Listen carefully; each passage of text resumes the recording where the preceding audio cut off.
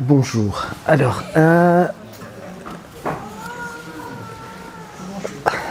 deux mots. Donc, le titre, je ne savais pas de quoi j'allais vous parler, alors je me suis appuyé sur le dernier livre de Joseph Chovanec. Voilà, je me suis dit qu'au-delà des 38 personnes autistes célèbres, si on pouvait faire 8 portraits de personnes anonymes, c'était pas plus mal. Ça, c'est une première chose. Je n'ai pas l'habitude de lire un texte. Voilà, d'habitude, je parle comme ça.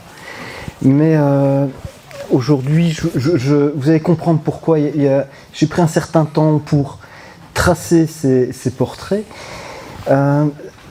Ce sont des personnes à la fois qui ressemblent à plein de gens parmi vous et qui ne ressemblent à personne parce que ce sont des faux portraits, évidemment. Ce sont des faux portraits, ce sont des gens que j'ai reconstruits, entre guillemets. Je voulais commencer par un préambule, c'est toujours comme ça qu'on commence normalement. Il n'y a aucune vérité dans cette présentation. Et je pense qu'il n'y a pas de vérité vraie autour de l'autisme, on pourra en rediscuter par la suite. Et je ne me prétends pas un chercheur. Voilà, j'ai été chercheur dans un autre temps. Je pense qu'il y a des gens, notamment en Belgique, qui font de la recherche sur l'autisme et qui font ça très très bien. Moi, j'ai l'avantage d'être un témoin. Je suis témoin parce que je rencontre plein de gens, vraiment, beaucoup. Je suis vraiment un témoin privilégié et c'est ma responsabilité, je trouve en tout cas, de traduire un peu ce que je pense être la question de l'autisme à travers ces rencontres. C'est mon job. En tout cas, c'est comme ça que je l'assume. Maintenant, c'est une contradiction évidemment, de dire à la fois il n'y a pas de vérité vraie dans cette présentation et en même temps je prétends m'en approcher. Et ça, je terminerai un peu ma présentation si j'arrive jusqu'au bout autour de cette question, c'est mais comment est-ce qu'on discute de ça et qu'est-ce que ça veut dire discuter de ça et comment on ouvre un débat par rapport à ça et notamment, j'imagine qu'il y aura des questions autour de cette question du CRAL, du diagnostic des adultes, etc. etc. Voilà. Donc on n'échappera pas, je n'y échapperai pas. Alors là, je vais lire.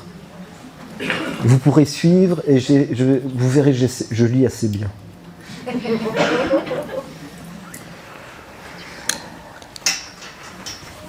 Alix. Je m'appelle Alix, j'ai 60 ans, un peu plus. Je vis en couple, j'ai des enfants. Il y a des personnes autistes qui ont des enfants, contrairement à ce que Joseph disait ce matin. J'ai un travail, je suis docteur en biologie.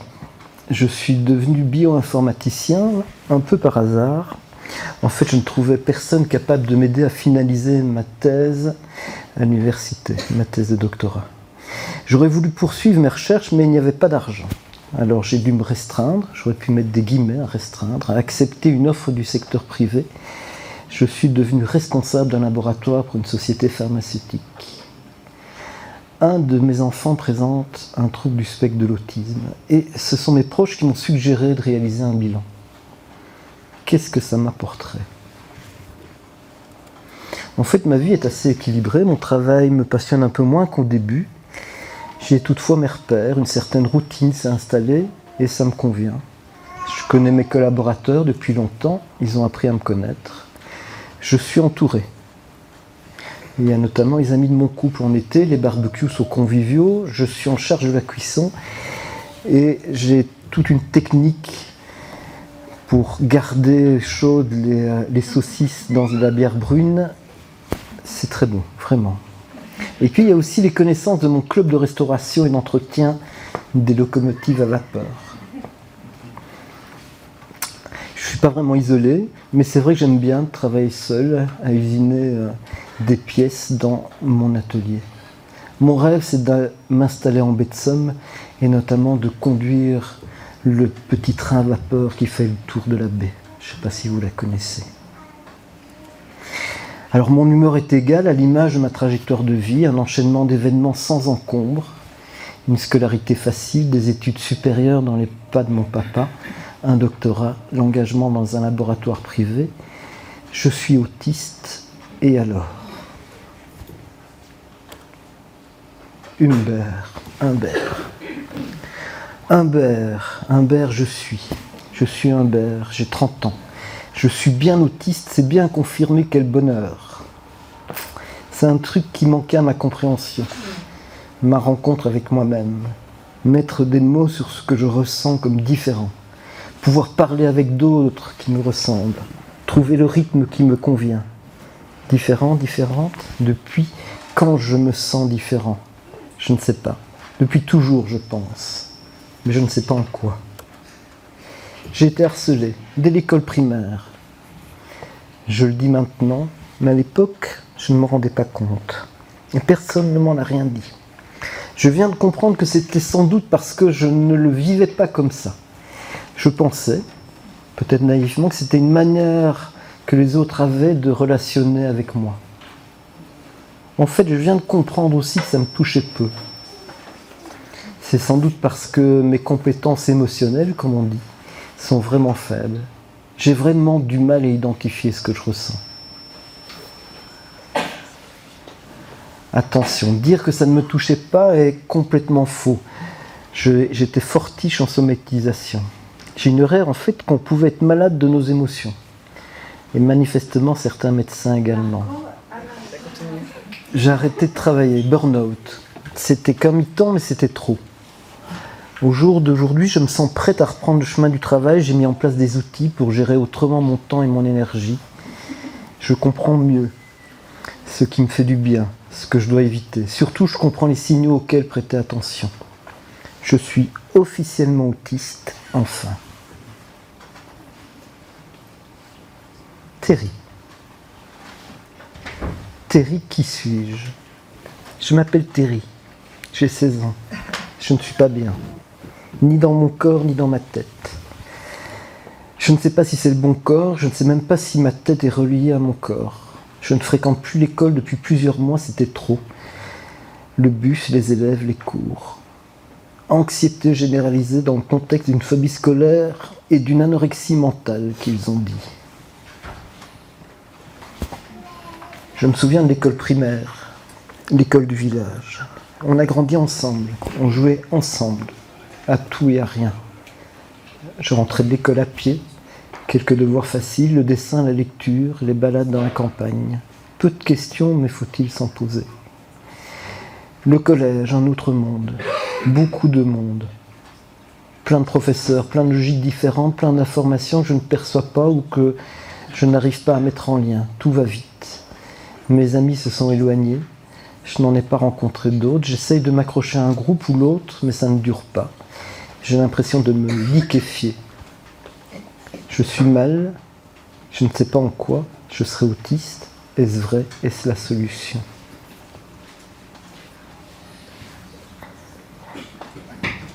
Iggy. Iggy, qui suis-je? Je m'appelle Iggy, j'ai 27 ans, je suis sous certificat médical. Je travaille dans le département communication d'une société bien propre sur elle. Bon salaire, voiture de société, carte carburant. Je présente bien, de ma personne et en réunion. Je maîtrise les codes. J'ai appris. J'observe et j'apprends. J'ai toujours fait, aussi loin que je m'en souvienne. Quoi dire? Comment? À qui? Comment s'habiller? Quelle expression utiliser? Éviter d'en faire trop, mais en faire assez. Je connais Friends par cœur, source inépuisable sur le comment on se fait des amis et on paraît cool. Je suis un caméléon, m'a-t-on dit. Et ce serait à force d'être un caméléon que je suis en burn-out. Apparemment, il y a une limite dans le nombre de fois qu'un caméléon peut changer de couleur, une espèce d'obsolescence programmée du programme de camouflage social. Mais c'est quoi la couleur originale d'un autiste caméléon? Suis-je autiste d'ailleurs? Tout le monde me dit que toi, autiste, jamais. J'ai l'impression d'avoir adopté tant de rôles que je ne sais plus qui je suis. Swann. Swann, j'imagine. Je m'appelle Swann, j'ai 32 ans. Je suis 3 univers à moi tout seul. Enfant, je n'avais jamais été seul. Il y avait Camille la grenouille, Dominique le renard et les autres. J'ai encore des discussions avec Dominique. Je dessine, je peins, j'écris. J'ai toujours dessiné. Ça apaise mes pensées. Je pense tout le temps. En fait, est-ce que c'est normal de penser tout le temps ? J'adore les couleurs. J'aime quand elles sont classées en fonction de leur teint, de leur luminosité, de leur saturation. Je kiffe quand les choses sont rangées à leur place. Mais les choses ne sont jamais à leur place. Je n'y arrive pas. C'est le bordel et je ne supporte pas. Ça m'angoisse. Ma vie, c'est le chaos d'ailleurs. Ça l'a toujours été en fait. Ma famille, c'était pas Jojo, un père qui s'est cassé le dos en maçonnant et qui s'est alors rapproché de la bouteille. Une mère qui faisait ce qu'elle pouvait, mais apparemment pas assez. J'ai adoré l'école, surtout quand j'ai commencé les classes artistiques. Je me fondais dans la masse des bizarres. J'ai un master en arts plastiques. Un master. À quoi ça te sert ? Demandent mes parents. Ils n'ont pas tort. J'ai essayé de travailler, j'ai même suivi des formations au Forum. Ça n'a pas mené à grand-chose. Je continue à imaginer. Parfois je dessine, plus rarement je peins. J'écris de moins en moins. Précarité. Taille. Taille, je construis. Je m'appelle Taille, enfant j'étais colère. Mes premières années de scolarité, j'ai le souvenir d'être à part. Pas de harcèlement, mais un sentiment de décalage. Étrangement, personne ne le percevait, ni n'en a le souvenir. De toute façon, je réussissais à l'école. Personne ne s'inquiétait, ni même ne supposait qu'il aurait fallu s'inquiéter. L'adolescence est plus complexe, les règles changent, j'observe. L'intelligence, ça aide.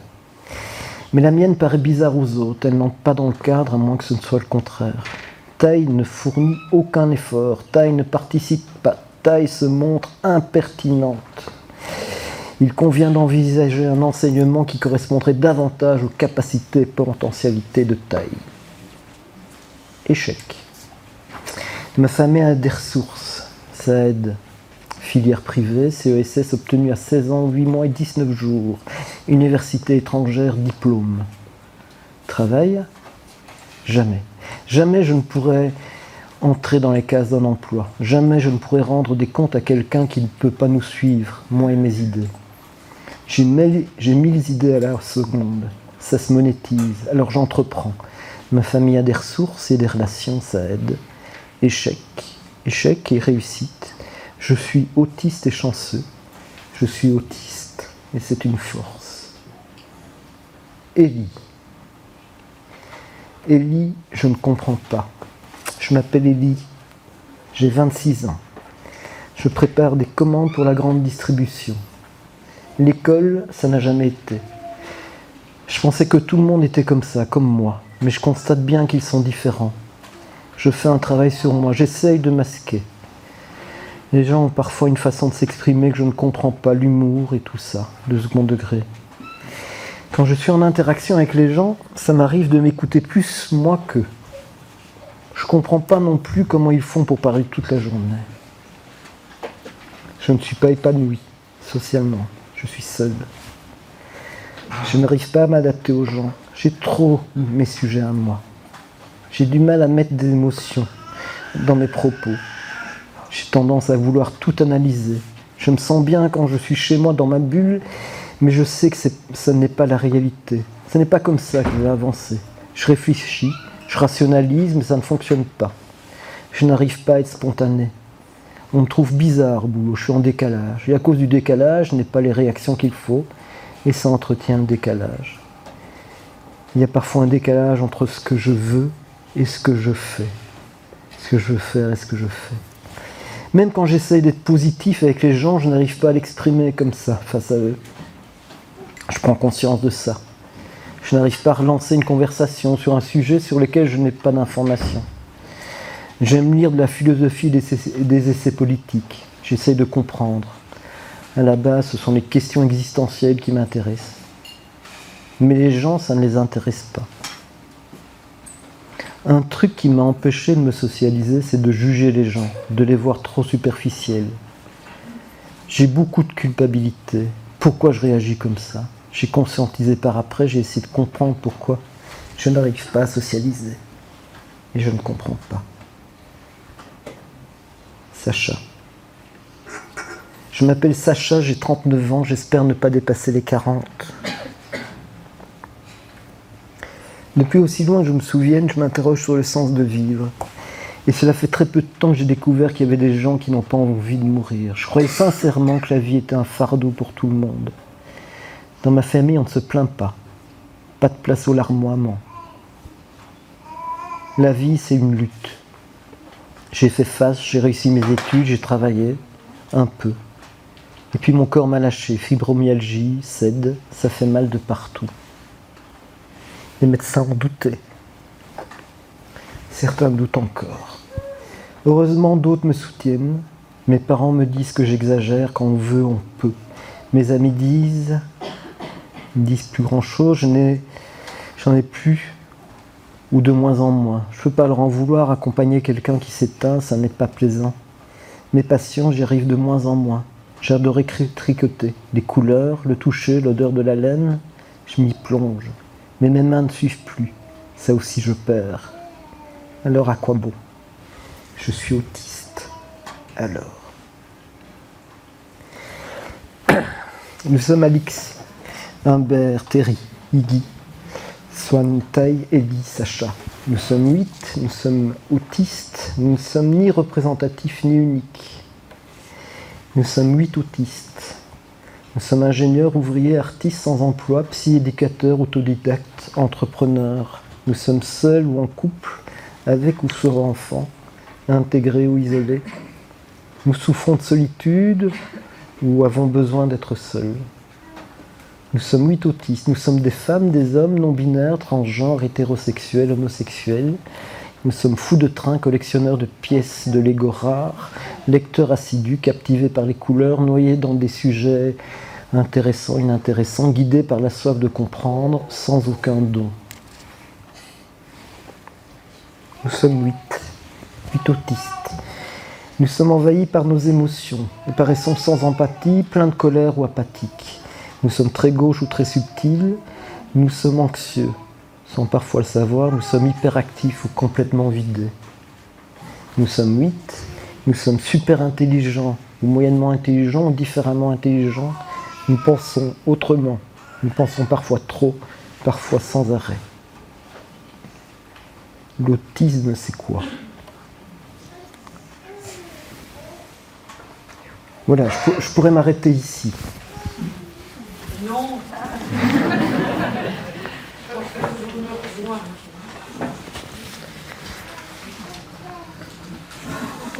Mais vraiment, je trouve pas facile de répondre à cette question, l'autisme c'est quoi? Alors je me suis amusé il y a pas très longtemps à poser la question à des étudiants dans ce certificat interuniversitaire de l'autisme, je ne sais plus comment ça s'appelle. Et j'aurais demandé finalement, que savons-nous de ce qui est vrai à propos de l'autisme? Que savons-nous de ce qui est faux? Et qu'ignorons-nous sur l'autisme? On pourrait faire exercice ici, je trouverais ça intéressant. On ne va pas le faire, hein. Je vous invite à le faire dans votre tête peut-être. Que savons-nous de ce qui est vrai? Ou probablement vrai ou qu'on considère comme ça? Alors voilà, on sait que c'est une particularité neurodéveloppementale, ça veut dire que il y a des particularités dès le départ. Et puis on sait quoi? On sait que le profil des personnes autistes est sans doute véritablement très différent, que l'environnement est impactant et à certains moments que c'est un facteur de handicap. On sait que la communication est spécifique mais parfois c'est camouflé. On sait que l'intégration sociale est particulière, souvent énergivore. On sait que les émotions sont souvent appréhendées, régulées différemment, difficilement, mais pas toujours. Et on sait, en tout cas on croit que c'est vrai, que certains intérêts sont particulièrement investis ou maîtrisés, mais en fait, ce n'est pas toujours le cas. Et généralement, les pratiquer apaise. On sait, mais ce n'est pas toujours non plus vrai, que les stimuli sensoriels sont traités souvent différemment, mais que cela varie, y compris dans le temps. Que le fonctionnement cognitif présente des spécificités, et que celles-ci sont plus ou moins spécifiques ou pas. C'est dur, un gamin. J'ai bientôt fini. On sait que le sommeil est problématique, on sait que le stress et l'anxiété sont plus présents ou invasifs, on sait que les surcharges génèrent des burn-out et d'autres difficultés invasives. On sait encore, ou on pense que c'est vrai, des petites choses, peut-être pas intéressant. Qu'est-ce qui est faux? Alors c'est vrai qu'on sait que les mères frigo ne sont pas responsables de l'autisme à la bonne heure. On sait que l'autisme, ça n'est pas nécessairement un trouble, bien que ça fasse partie du DSM et qu'on parle des troubles du spectre de l'autisme. On sait que les vaccins ne provoquent pas l'autisme. On sait, voilà. Ce qui est faux, c'est qu'il n'y a pas 4 fois plus d'hommes autistes que de femmes autistes.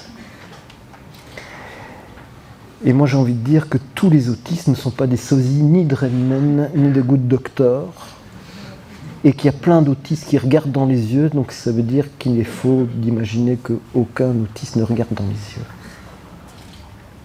Alors qu'est-ce qu'on ignore de l'autisme? Et en fait on ignore beaucoup de choses. On n'a aucune idée des causes, vraiment. Alors, oui, on ne sait même pas si elles sont spécifiques, si elles sont uniques. On n'a aucune idée de la prévalence. Entre 1 et 2%, certains disent, mais voilà, ça fait quand même beaucoup. On ne sait pas quelles sont les frontières du spectre. Et on ne sait pas s'il y a des phénotypes. Parce que sinon, les phénotypes, c'est Redman et Good Doctor. Et on ne connaît pas les principales difficultés vécues par les personnes autistes.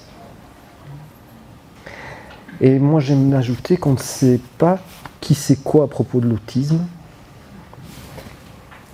Et qu'on ignore, et en tout cas moi je ne sais pas, comment avoir une représentation qui soit suffisamment nuancée et utile de l'autisme. Alors je sais que j'insiste toujours sur les représentations, mais je trouve ça tellement essentiel. Alors je trouve ça essentiel parce que pour penser, on s'appuie sur des modèles. C'est bête ce que je dis, mais c'est vraiment important d'avoir ça en tête. On ne pense qu'à travers des images et des modèles. Vraiment. Alors pour ceux qui ont lu des petites choses en psycho, il y a un modèle qui est tout bête, qui sont les représentations sociales. Pour faire simple, les représentations sociales, c'est le sens commun. Voilà. C'est ce que croit tout le monde. Et si vous reprenez les représentations sociales, il y a des gens qui ont modélisé, c'est un vieux concept, vraiment. Mais il y a, vous voyez au centre, le noyau central, c'est tout ce qu'on croit qui est vraiment vrai. C'est Good Doctor et Redman. Et puis il y a autour toutes les nuances. Et toute la question, évidemment, ça va être de voir comment on peut changer le noyau central. Et ça, moi, j'ai pas la solution. Mais on va pouvoir y revenir. Alors, je vous embête avec des choses un peu théoriques, mais moi j'aime bien, j'ai besoin de modèles pour réfléchir. Mais dans une des vidéos, je pense, qui est parue sur Autisme en Action, je fais la différence entre organisation et structure. Et vous allez comprendre pourquoi c'est vraiment important dans ma tête, et j'espère que ça va le devenir dans la vôtre, et pourquoi ça devrait le devenir plus loin. Alors, je ne vais pas relire les définitions. Je vais prendre l'histoire de la bicyclette et du cycle. Alors tout le monde sait ce que c'est une bicyclette, tout le monde sait ce qu'est un cycle.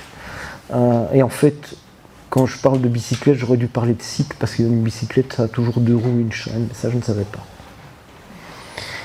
Mais un cycle, c'est une famille. Et donc, dans un cycle, une bicyclette, il y a des composants. Et si on prend les composants, on a ça. Et ça, évidemment, c'est pas une bicyclette. Hein, c'est les composants pour faire une bicyclette. Et puis on met les composants ensemble et on a ça. Et ça devient une bicyclette.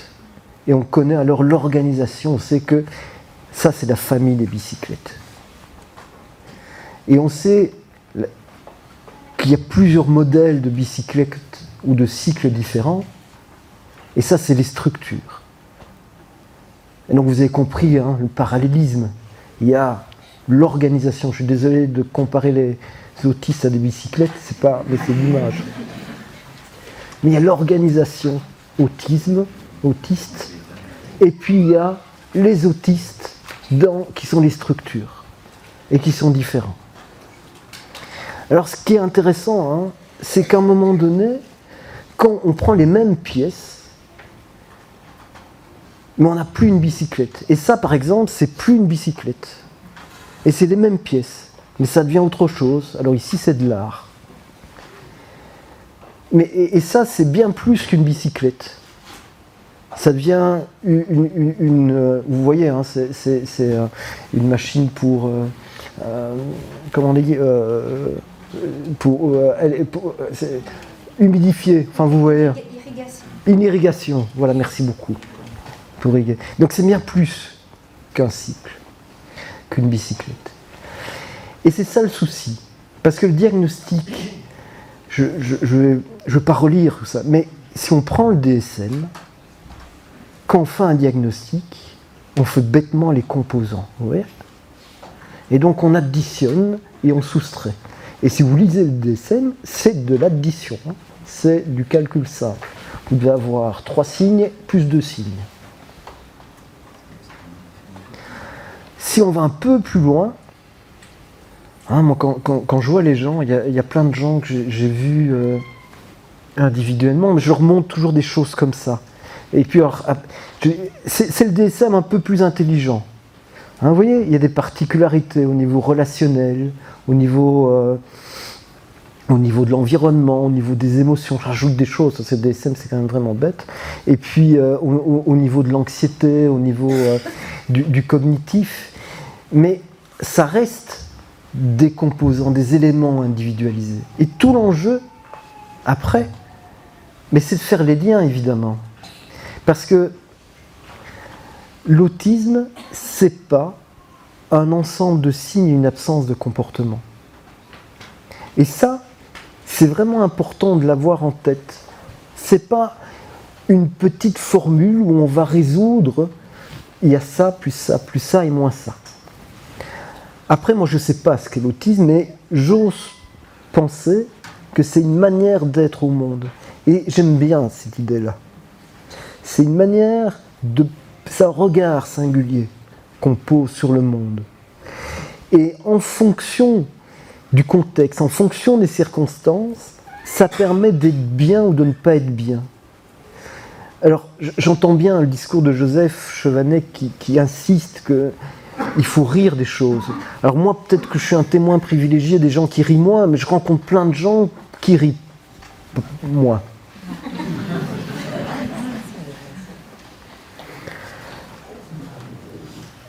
Par contre, là où je suis d'accord avec lui, c'est que l'intérêt, c'est de se dire comment ce regard singulier, ce regard particulier, il peut devenir contributif du bien commun.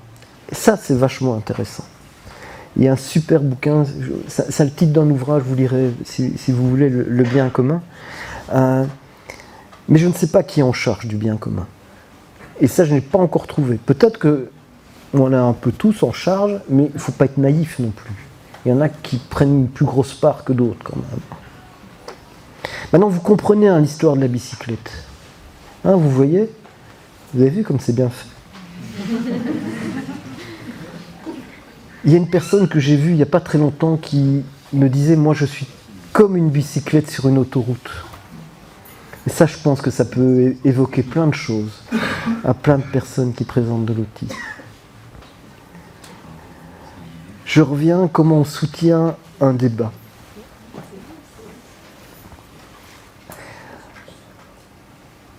Alors, moi je ne crois pas en démocratie. Je trouve que c'est génial, mais je n'y crois pas et je ne alors c'est peut-être une grande annonce pour beaucoup de personnes autistes, mais ça ne fonctionne pas.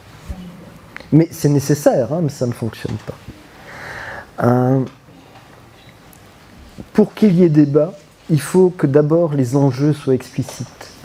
Alors, vous imaginez bien que si j'en parle aujourd'hui, c'est notamment par rapport à cette histoire du Kral, c'est que les enjeux ne sont pas explicites. Je pense que la maison de l'autisme, les enjeux ne sont pas explicites. Je pense qu'il y a plein de moments où les enjeux ne sont pas explicites. Et ça, il n'y a pas débat si, quelque part, on ne met pas carte sur table. Vous voyez, pour le dire autrement. Je reviendrai avec le Kral.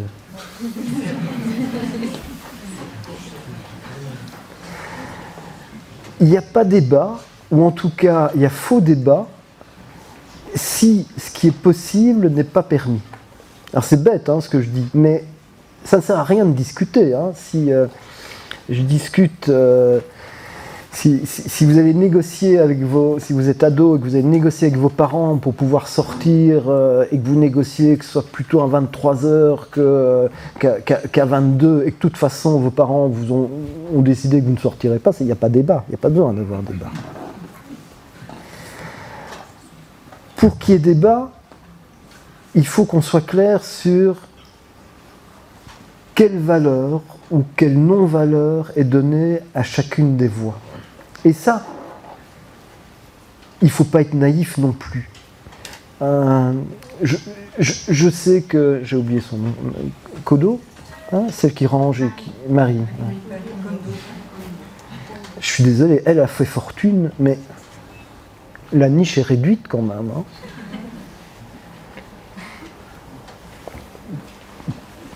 Voilà. Donc,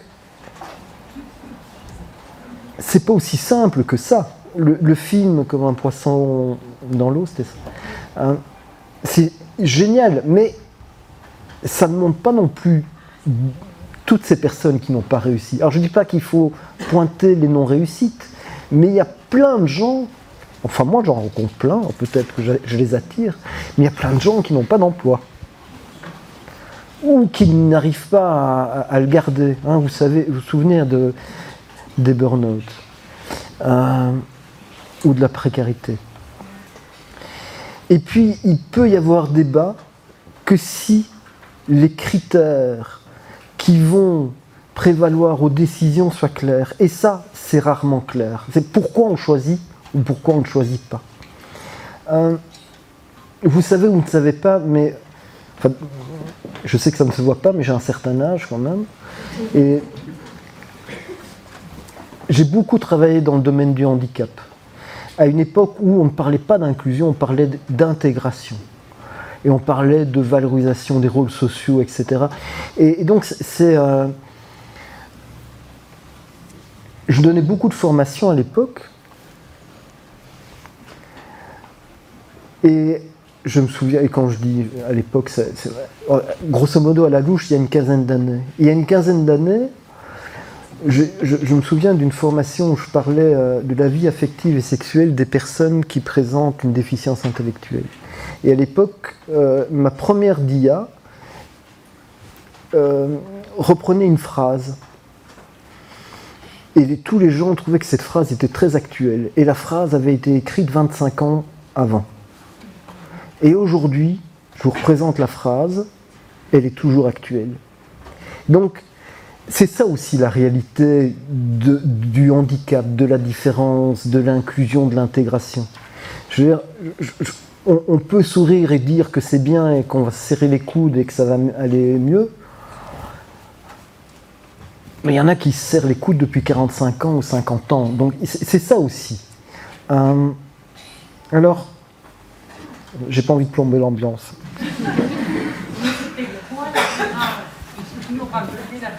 Pardon ?